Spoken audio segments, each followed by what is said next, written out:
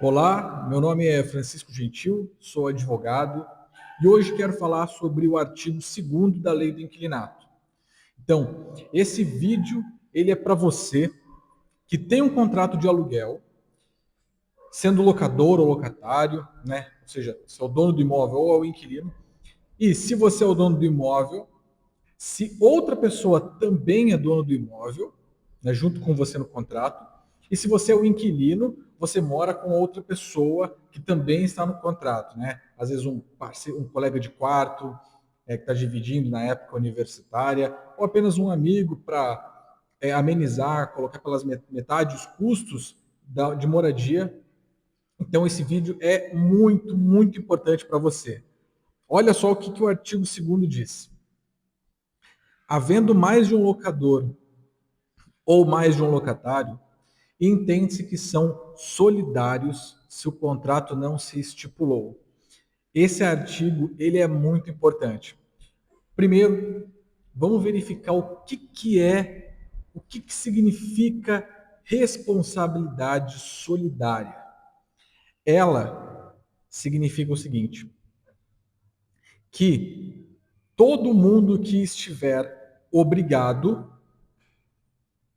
a alguma coisa no contrato vai responder pela sua parte, mas também pode responder pela parte do seu colega, daquela pessoa que está vinculada a ele no contrato também. Ah, como assim? Não entendi. Vamos lá. Você é o inquilino e você mora com outra pessoa no apartamento. Então você divide o quarto. Vamos lá, vou criar aqui dois personagens fictícios aqui. João e Pedro. Ótimo. João e o Pedro moram juntos num apartamento e eles pagam R$ 2.000. R$ 2.000. Eles combinam assim, ó. R$ 1.000 para mim, João, R$ 1.000 o Pedro vai pagar. Até aí tudo bem. Só que o João não sabe que se ele pagar a parte dele e o Pedro não pagar a parte dele, né? Ou seja, o João pagou os R$ 1.000, chegou na data do vencimento, o Pedro não pagou os R$ 1.000 dele.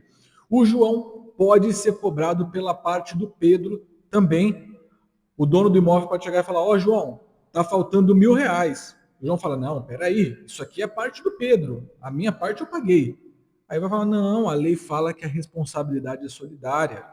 Vocês se ajeitem entre vocês. Eu quero receber e vou cobrar dos dois igualmente. Igualmente dos dois.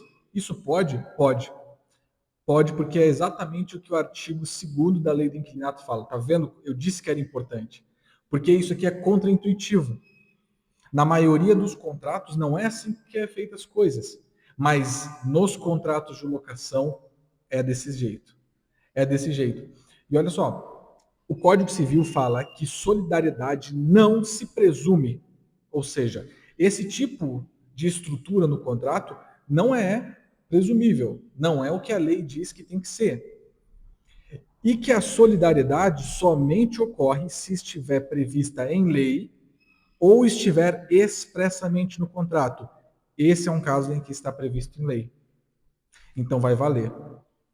Portanto, Portanto, se você mora de aluguel e tem um colega de quarto, divide apartamento com alguém, eu sugiro você fazer um contrato com ele para estipular entre vocês dois, olha, você tem que pagar a sua parte e eu vou pagar a minha. Se por acaso você trazer prejuízo para mim, eu vou te cobrar com multa e juros e afins, mas o dono do imóvel pode cobrar os dois igualmente.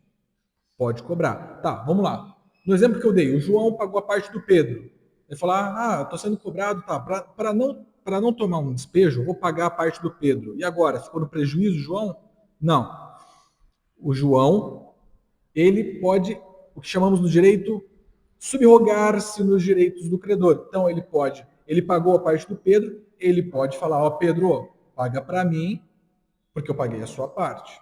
Se o Pedro se recusar, aí ele pode, evidentemente, mover uma ação judicial contra o Pedro e buscar os seus direitos. Né? Pode cobrar diretamente do Pedro ou, de repente, compensar no mês seguinte. Isso é um acerto que vão fazer entre eles.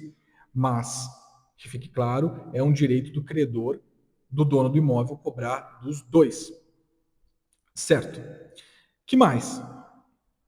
Vamos lá. Isso aqui também vale para o credor, ou seja, os direitos e as obrigações decorrentes do contrato também valem para o credor. Vamos supor que tenham dois credores, né? Às vezes aconteceu o seguinte, de terem dois irmãos que são donos de um mesmo imóvel e eles constam no contrato, né? Deixam alugando lá. Esses dois irmãos são solidários nas suas responsabilidades e nos seus direitos. Então, o que isso significa? Vamos supor que é o locador que infringe o contrato. E aí ele tem que pagar alguma multa, alguma indenização, tem que pagar alguma coisa para o locatário. Mesmo que foi o irmão, vamos colocar outro exemplo agora. O irmão Tiago, que infringiu o contrato, o irmão Tiago. Mas o irmão Marcos, que é o outro no contrato, vai poder ser cobrado também por parte dos locatários. Isso é responsabilidade solidária, quando os dois respondem juntos pelos direitos, pelas obrigações, pelas multas, indenizações e afins. Mas tem uma coisa, olha só, o Superior Tribunal de Justiça, no recurso especial 81.275, decidiu uma coisa.